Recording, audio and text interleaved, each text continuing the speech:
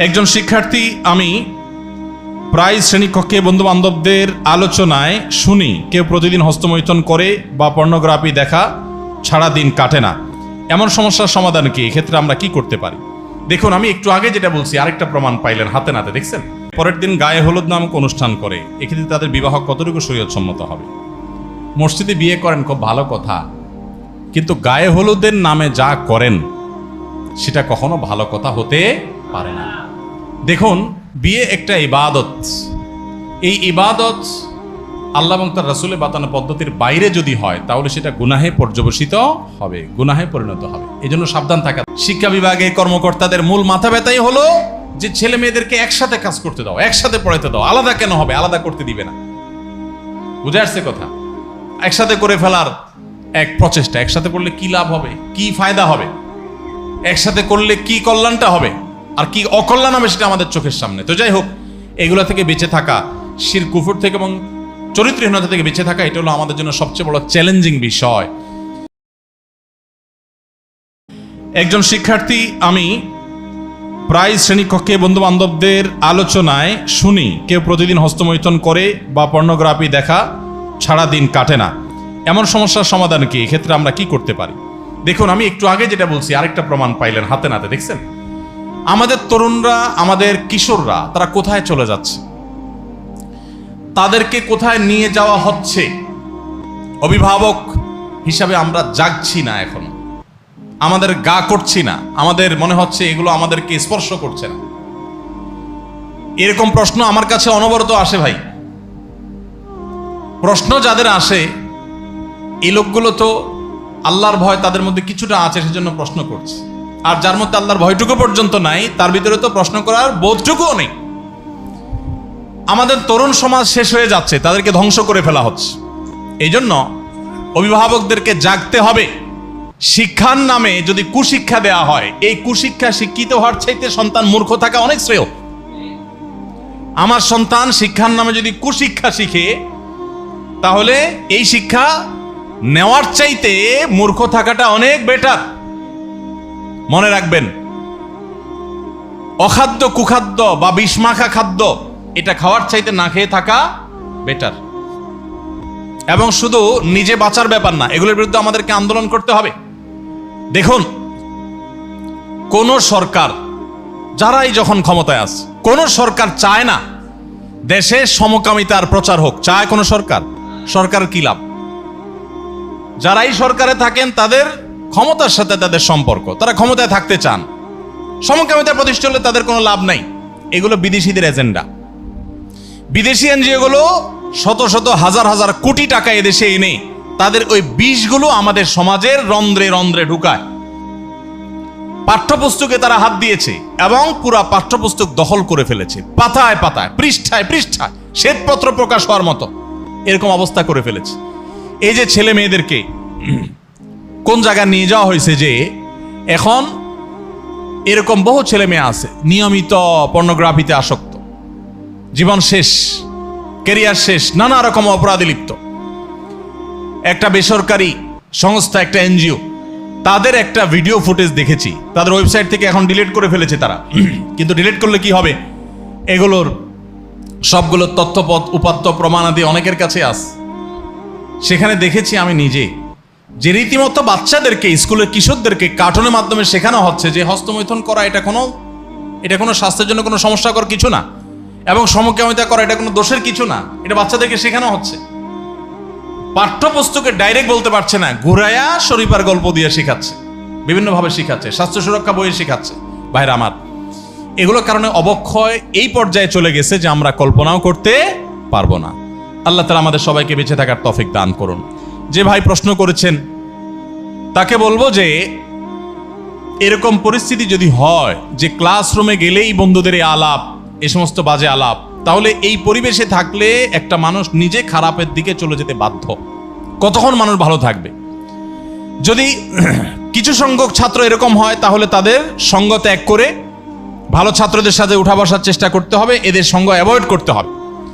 যদি দেখা যায় যে পুরো ক্লাসরুমই প্রায় এই রোগে আক্রান্ত বা কোথাও ঠিক থাকা কঠিন হয়, তাহলে অভিভাবককে বলে বুঝিয়ে প্রয়োজনে শিক্ষা প্রতিষ্ঠান পরিবর্তন করে ফেলতে হবে। তারপরেও এই বিষ এবং বিষাক্ত এই থাবা এখান থেকে নিজেকে বাঁচানোর চেষ্টা করতে হবে। কারণ চরিত্র যদি নষ্ট হয়ে যায় তাহলে পড়ালেখা করে কি লাভ হবে বলেন? আমাদের এই সমাজে শিক্ষিত মানুষের অভাব নাকি চরিত্রবান মানুষের অভাব? শিক্ষিত মানুষের অভাব না চরিত্রবান মানুষের অভাব? চরিত্রবান মানুষের অভাব।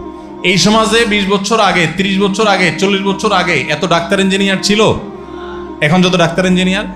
কিন্তু আগে মানুষ যতটা নেককার ছিলেন, আল্লাহভীরু ছিলেন, এখন কি মানুষ ততটা আল্লাহভীরু? তাহলে বোঝা গেল আমাদের তথাকথিত শিক্ষার উন্নতি হয়েছে কিন্তু নৈতিক শিক্ষার অধপতন ঘটেছে। ঘটে নাই, ঘটানো হয়েছে। ঘটানো, এই ঘটানোটা কারা ঘটিয়েছেন? বিদেশি এনজিওগুলো, বিদেশি এনজিওগুলো, বিদেশি এম্বাসিগুলো, বিদেশি সংস্থাগুলো। তারা টার্গেট করে করে আমাদের মিডিয়াগুলোকে কিনে ফেলেছে, আমাদের বিভিন্ন পদস্থ কর্মকর্তাদের কিনে ফেলেছে। কিনে কিনে কিছু টাকার বিনিময়ে তারা এই সমাজে বিষ ঢুকাইছে।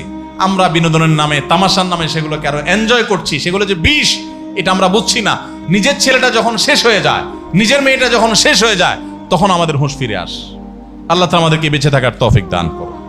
কি ভাই মাইকে কি বলে শেষ করতে বলে?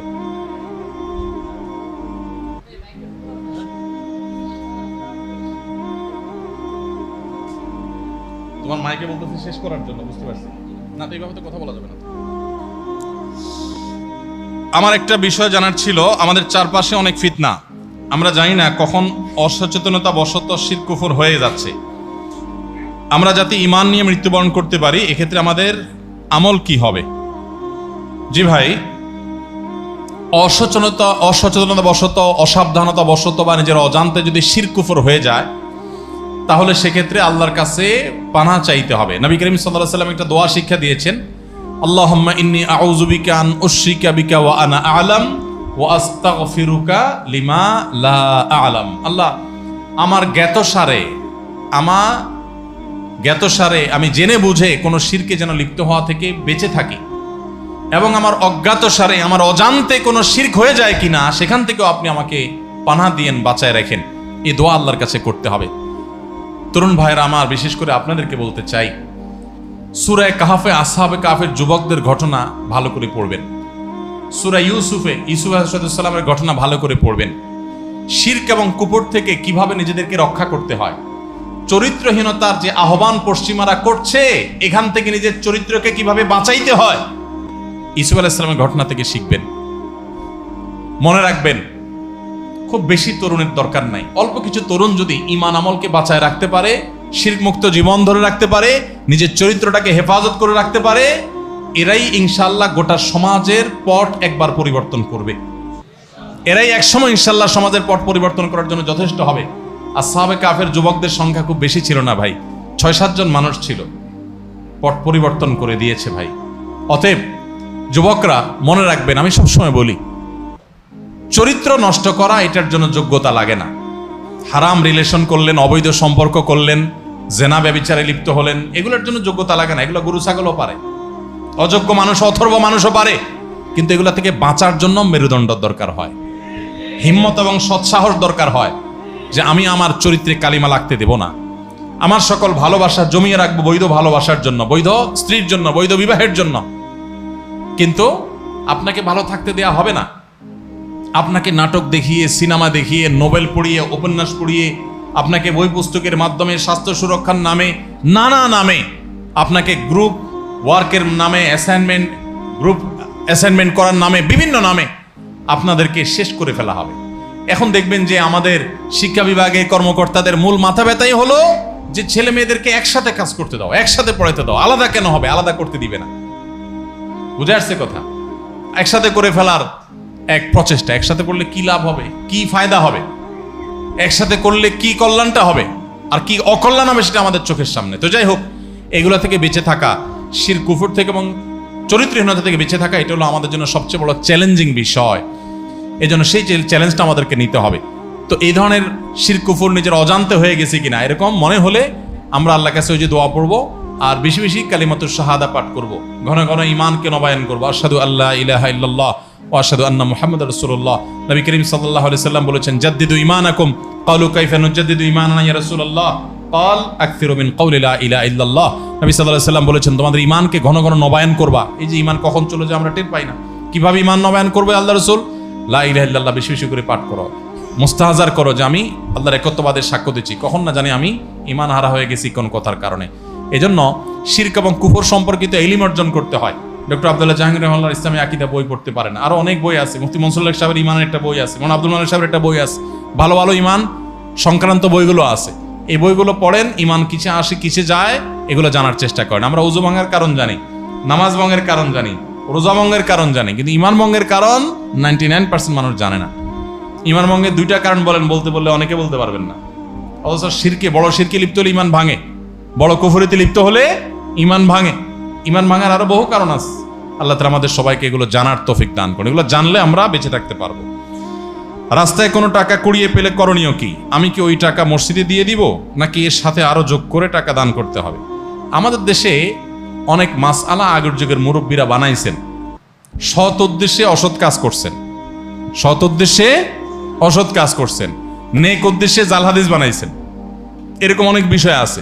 এর মধ্যে এটা একটা, যে রাস্তায় যদি কোনো টাকা পাওয়া যায়, কুড়ানো টাকা, হারানো টাকা কেউ যদি ধরে, তাহলে 10 টাকার নোট উঠালে 20 টাকা তাকে দিতে হবে। এটা একটা জাল হাদিস। এই জাল হাদিস যারা বানাইছেন তাদের একটা নেক নিয়ত ছিল। কি নিয়ত সেটা? যাতে করে মানুষ যেমনি সেমনি টাকা ধরার সাহস না করে, যে ধরলে কিন্তু আমার 20 টাকা দেওয়া লাগবে, বাবা তার চাইতে না ধরি, যার টাকা সেই পাক। তো এই নেক উদ্দেশ্যে একটা জাল হাদিস বানাইছেন, কাজটা ভালো করেন নাই।